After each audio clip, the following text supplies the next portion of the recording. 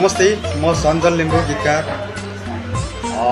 म एउटा समाज सान्दर्भिक एउटा कविता प्रस्तुत गर्न चाहन्छु। सम्पूर्ण अहिलेको जनआन्दोलनदेखि लिएर चाहिँ शान्तिपूर्ण आन्दोलन जेएनजीको विषयमा र त्यसपछि फेरि पनि सम्पूर्ण मेरो पाठकवृन्द र चिन्जानको सम्पूर्ण एउटा साहित्यकार व्यक्तित्व, कलाकार व्यक्तित्व सम्पूर्णलाई म यो कविता वाचन गर्न चाहन्छु।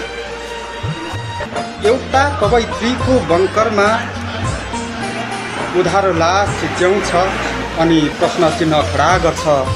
सायद त्यो अनुहार मेरो हुनुपर्छ। के म जन्मँदैछु? जन्मने कोसिस गर्दैछु कि जन्म लिइसके? भन्नुहोस् न, आमालाई कति दुःख दिए कि दिन बाँकी छ?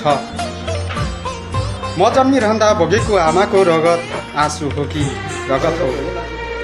बन्द कोठाभित्र रहेर पनि सुन्छु सूर्यचन्द्र अङ्कित बुट्टे रुमाल च्यातिँदैछ।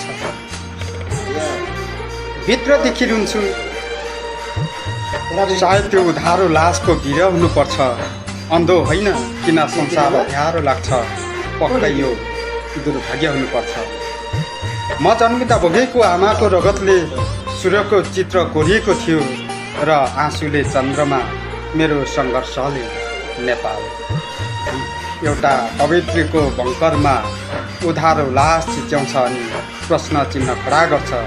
सायद त्यो म हुनुपर्छ। धन्यवाद।